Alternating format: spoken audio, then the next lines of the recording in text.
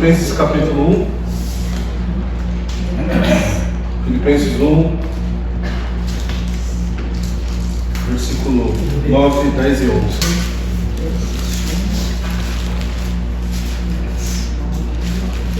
Filipenses 1, versículo 9, versículo 10 e versículo 11.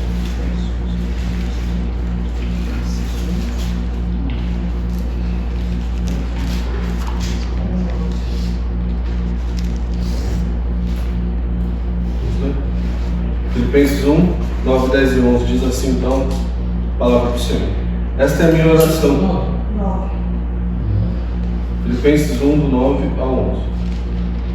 Esta é a minha oração, que o amor de vocês aumente cada vez mais em conhecimento e em toda percepção, para discernirem o que é melhor, a fim de serem puros e irrepreensíveis até o dia de Cristo, cheios do fruto da justiça, fruto que vem por meio de Jesus Cristo, para a glória e louvor de Deus.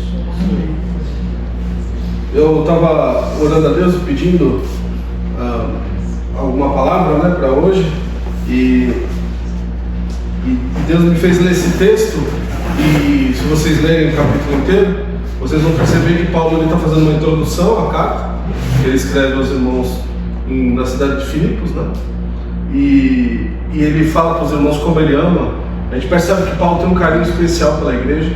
A gente não tem muitos detalhes do relacionamento deles, é só o que está escrito aqui, mas a gente percebe que ele tinha uma intimidade grande com os irmãos, ele tem um carinho muito bom, muito porque também nessa cidade Paulo recebeu muito auxílio nas suas perseguições, nas dificuldades que ele passou. Isso acaba gerando um vínculo, né? E aqui, para mim não me delongar muito, aqui no versículo 9, ele traz um carinho de pastor para as suas ovelhas. É isso que eu queria falar com vocês. De como um pastor, ele tem as suas ovelhas com o mais alto apreço que ele pode ter a qualquer coisa. Ele denota para as suas ovelhas uma oração, dedicando a elas as bênçãos que ele deseja que as suas ovelhas tenham. Ele fala, esta é a minha oração, no versículo 9. E ele começa falando que o amor de vocês aumentem cada vez mais em conhecimento e em toda percepção. Ele não está pedindo para eles, ele está orando por eles. Olha como é diferente. É diferente de eu chegar para o Adelson e falar, Adelson, eu gostaria que você melhorasse a sua conduta. Ele está orando, Senhor, abençoa para que o Adelson melhore a sua conduta. Ele está clamando a Deus por aquelas pessoas, por aquelas ovelhas. É um clamor que ele entende que só Deus pode fazer. E ele começa pedindo aquilo que é mais importante, o amor. Eu desejo que vocês tenham mais amor. Vocês já têm, mas eu quero que vocês tenham mais. Que vocês cresçam em amor, que vocês amem-se, que vocês também aprendam a amar uns aos outros e a Deus. Vocês entendam que esse amor, ele precisa aumentar, ele não pode estacionar. Esse amor, ele não pode ser algo pontual, de culto. Nós nos amamos no culto, nós nos relacionamos no culto, fazemos tudo no domingo, mas e o restante dos dias? Né? O que os irmãos da minha igreja têm de importância para mim? Que relacionamento que nós criamos hoje, amados? Hoje a gente tem criado relacionamentos muito superficiais. A gente, na verdade, às vezes pouco sabe um pouco mais que o nome de cada um dos irmãos aqui quando lembra. E Paulo está convocando em oração para que o amor deles cresçam em comunhão com os irmãos, que eles possam conhecer-se cada vez mais, que eles possam ter mais intimidade. E Paulo não está puxando a orelha, está orando. Ele escreveu isso aqui, falou, eu oro por vocês para que isso melhore, para que vocês tenham mais disso aqui, para que vocês amem mais, para que vocês tenham mais dentro do amor conhecimento e percepção das coisas. Por quê? Eu preciso amar e ter percepção, porque a nossa vida, queridos, é tão corrida. Acho que foi a Bia que orou, né, um dia corrido, né, você falou na sua oração, e é verdade, né, Bia? A nossa vida é tão corrida que às vezes a gente esquece de que tem um irmão que talvez esteja precisando de ajuda, que tem um irmão que precisa de oração. Graças a Deus, como a nossa igreja é pequena, né, pastor, a gente consegue perceber quando alguém não vem, e a gente ora por essa pessoa. Por exemplo, a irmã Edna não veio no domingo, fez muita falta aqui, e a gente orou por ela. E assim como outros irmãos, quando o Demetrio estava doente, oramos, e quando os irmãos também pedem oração, a gente ora. Isso é perceber, é ter percepção das coisas, é entender que eu preciso me preocupar com o meu irmão. Eu oro para que vocês se amem, para que vocês cresçam em amor, para que vocês percebam o que está acontecendo na vida dos irmãos, para que isso possa ser algo que cresça na vida de vocês. No versículo 10 ele continua, a oração dele, para disseminarem o que é melhor, a fim de serem puros e irrepreensíveis. Vocês precisam crescer naquilo que Deus gosta, é o que ele está falando. Não naquilo que o mundo fala ou naquilo que vocês acham que é bom. O mundo vai falar que a moda é boa, que a tecnologia, que você tem que ter cada vez mais dinheiro, que você tem que ter bens, que você tem que prosperar. Algumas igrejas focam nisso, você tem que prosperar, você tem que prosperar, você tem que prosperar. Mas você vê Paulo não falando nada disso para eles. Eu rogo para que vocês cresçam, sejam puros e irrepreensíveis. Não tem nada a ver com bem material, não tem nada a ver com dinheiro, não tem nada a ver nem com a nossa saúde, irmãos, nem com o nosso físico. São coisas espirituais e coisas do nosso interior. Primeiro, ser puro. Eu preciso me desmacular das coisas. Eu preciso me tirar do meu coração as máculas desse mundo, tudo aquilo que esse mundo me traz que é mal, que é ruim, que atrapalha a minha vida, meus relacionamentos em casa, na igreja. Tirar toda a maldade do meu coração. Eu preciso me purificar com Deus. E eu só consigo isso quando eu estou em comunhão com a igreja, quando eu venho orar, como os irmãos estão aqui. Esse mundo, irmãos, ele jaz do maligno. Esse mundo não é o paraíso, como vamos falar, o inferno é aqui na terra. Esse mundo, ele está contaminado. E só não estão piores as coisas porque o Espírito Santo e a igreja ainda não foram retirados. Porque o dia que isso acontecer, se preparem para aqueles que ficarem. Espero que você não fique, né? Nem eu também. Mas vai ser muito difícil. Então, se purifica e sejam irrepreensíveis. Agora a gente vai ter que ser perfeito. Não é isso. Claro que ninguém consegue ser perfeito. Ninguém vai conseguir cumprir toda a lei. Ninguém vai conseguir agradar a Deus na plenitude por si só. Mas com Jesus nós conseguimos. Amém. Para serem irrepreensíveis, como Paulo está pedindo, orando pela igreja, nós precisamos mais de Jesus. Nós precisamos mais de Deus na nossa vida e menos do mundo. Perder menos tempo com as coisas do mundo e ganhar mais tempo com Deus. Perder mais tempo ou ganhar mais tempo com Deus em detrimento do que está lá. Eu preciso aprimorar isso no meu coração, isso precisa crescer dentro de mim. E ele termina falando puros, irrepreensíveis até o dia de Cristo. Isso nos traz duas coisas. Primeiro, vai chegar um dia que isso tudo vai acabar. A Bíblia diz que no grande dia do Senhor, no dia terrível, esse mundo ele vai ser enrolado com um manuscrito. Acabou. Então, se você gosta demais de alguma coisa que está aqui, incluindo qualquer coisa que você acha que é bom, qualquer coisa, mais do que Deus, pode começar a desgostar. Porque vai ficar aqui. A única coisa que nós devemos levar é o amor, o que a Bíblia diz. E a segunda coisa que até o dia de Cristo é que está chegando, está próximo. Está próximo, muito próximo. Talvez mais do que nós imaginemos. Talvez. Jesus está voltando, irmãos. Jesus está voltando. Isso para a igreja é uma grande alegria, né? Mas a gente tem que ver isso também com um tom de desespero, de lamento. Jesus fala, ai das grávidas, ai das viúvas, no dia. Vai ser muito difícil, irmãos. E a igreja, ela precisa estar preparada para isso.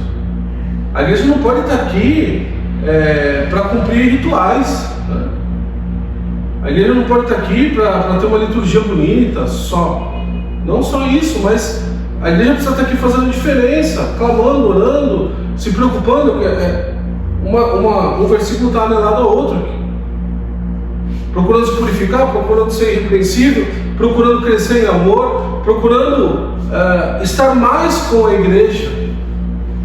Porque a gente não pode esquecer, dentro dessa eminência da volta de Cristo, que Jesus vai voltar. Você crê nisso, né? Amém? Jesus vai voltar. E Ele vai levar a igreja. Tem alguns que estão pensando que estão desgarrados aí da igreja e que vão. A Bíblia, não sou eu, não, Kleber, que está falando. A Bíblia diz que Jesus vai buscar a sua noiva, a igreja. Tem pessoas que não estão em comunhão com a igreja e estão achando que está tudo bem. Isso é um perigo. Isso não serve também para nós ficarmos em alerta, porque a gente começa a relaxar nas coisas. Isso é natural do ser humano. A nossa inclinação é sempre maior para o pecado, sempre. E o pecado é afastamento de Deus. Então eu vou me afastando. Quando eu vejo, eu não venho mais na escola bíblica, eu não oro mais, eu não leio mais a Bíblia, eu mal venho nos cultos, eu esqueci de tomar ceia mês passado, o que tem? E aí quando vai ver, pode ser que Jesus venha nesse meio. E aí? A gente não pode ser pego desapercebido, nós somos a noiva dele. Quando você foi casar, acho que, com exceção da Bia, talvez, eu não sei se eu não conheço todos ainda, mas quando você foi casar, você acordou no dia e falou: o que eu vou fazer hoje? Não, eu vou casar, é um dia especial, é um dia maravilhoso. Com a vida de Jesus tem que ser a mesma coisa. Acordando, Jesus está vindo embora. Não, estou preparado, Senhor, eu sou teu noivo, pode vir. Aliás, vem logo. Às vezes eu falo, eu já falei isso algumas vezes, eu falo: Senhor, vem logo. As pessoas falam: mas você não quer ver os seus filhos casarem? Irmão, claro que eu quero ver meus filhos casarem. Mas se Jesus tiver que voltar antes, eu prefiro que Jesus volte antes, até pro bem deles, olha. Eu tenho que querer mais Jesus. Eu amo meus filhos, amo minha esposa, amo os irmãos, mas eu tenho que amar mais Jesus, é o que a Bíblia diz. Eu quero mais que Ele venha. Então não adianta ficar: Senhor, espera um pouquinho. Deus, eu quero ver. Não, preciso comprar uma casa antes. Vai ruir tudo. Não vai ficar pedra sobre pedra aqui. Constrói a tua casa celestial, irmão. Amém. Garante lá. Vai colocando tijolinho de oração aí, para que quando cheguemos no céu esteja tudo preparado, né? E o versículo 11: cheio do fruto da justiça, fruto que vem por meio de Jesus Cristo, para a glória e louvor de Deus. Quando a gente fala de fruto, a gente não está falando só de coisas espirituais agora. A gente está falando de coisas que nós precisamos viver, demonstrar e ter. Então nós não vivemos só de fumaça. Que gostoso, que culto maravilhoso, legal, irmãos, é bom mesmo cultuar a Deus.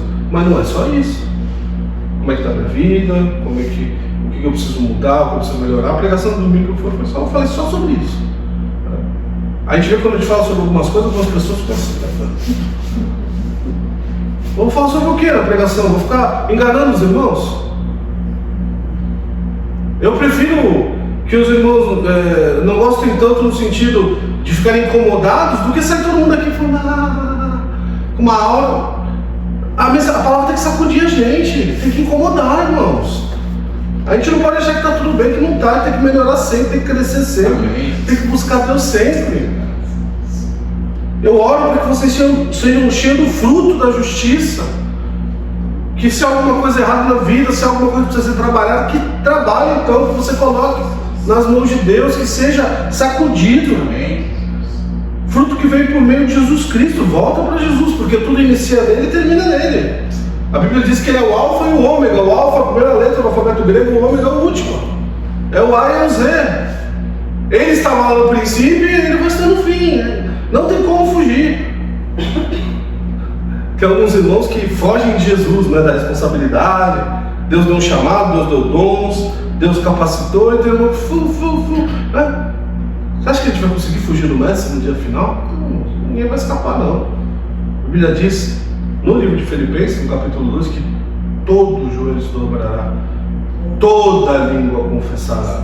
Ele fala todos menos, não tem exceção aqui. Toda língua confessará, todo joelho dobrará que Jesus Cristo é o Senhor. Amém. Não vai ter como. Nem que Jesus venha ter que pegar a gente pela orelha, como a gente pegava o nosso filho bem aqui, seu fujão, sua fujona. E a nossa oração, como pastores, com os irmãos também, é que isso se resolva e se arrume na vida de vocês e na minha, né, antes que Jesus nos convoque, né, irmãos? Para que a gente possa ir com o mínimo de dignidade diante do Senhor, né? Lembra que eu falei? A linha é muito tênue entre eu ser um servo frutífero e um servo sem fruto nenhum. Eu citei até os textos: bem está, servo bom e fiel.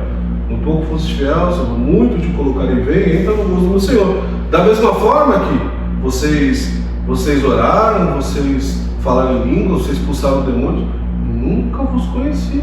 Apartai-vos de mim, maldito meu Pai. Eu falei aqui domingo, se vocês estavam aqui, vocês lembram.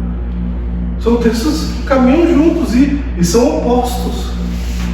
Um vai para a glória e o outro vai para o inferno. E os dois achavam que estavam na glória, mas um não vai. A Bíblia diz que dois vão estar deitados numa cama, um vai e o outro fica. Dois vão estar ceifando lá no campo, um vai e o outro vai ficar. A gente está brincando às vezes com as coisas. E Jesus, ele está falando sempre muito sério. Eu não vi Jesus, nos seus 3 anos de ministério, contar nenhuma piada. Não estou falando que Jesus era uma pessoa chata, muito pelo contrário. Ele devia ser a pessoa mais agradável do mundo como homem. Mas quando é para falar da palavra, quando é para falar sério, é sério. É para abrir o olho, até porque, queridos, a nossa função é fazer aquilo que Deus mandou a gente fazer. Se a gente não fizer, ai de mim se eu não pregar aquilo que Deus quer que eu pregue. Eu prefiro não ser tão popular do que não fazer a vontade de Deus. Porque eu tenho mais medo de Deus do que dos irmãos. Então a gente precisa entender as coisas. E precisa colocar o nosso coração, assim como Paulo está tentando fazer com os irmãos. Eu já estou encerrando. Ele orou, falou: vou orar por vocês. Eu vou orar para que vocês tenham mais amor, para que vocês tenham mais percepção com os irmãos, para que vocês aprendam a discernir as coisas melhor, para que vocês sejam um pouquinho mais puros, irrepreensíveis. Dá para melhorar, dá para fazer mais, sim. Eu tenho 20 anos de igreja, dá para melhorar, já sou velho, já sou novo, não tem, dá para melhorar, porque o dia de Cristo está chegando. E vocês se enchem do fruto de justiça, fruto que vem por intermédio de Jesus Cristo, para que o nome do Senhor seja glorificado nas nossas vidas. Tá bom, queridos? Deus abençoe a vida de vocês, que o Senhor continue falando nos nossos corações, amém? Amém. Acho que dá tempo de a gente fazer oração, né? Alguém tem um pedido, agradecimento? Eu tenho. Quero agradecer a Deus por todos os negócios que estão se aqui na tratando de 3 anos, né?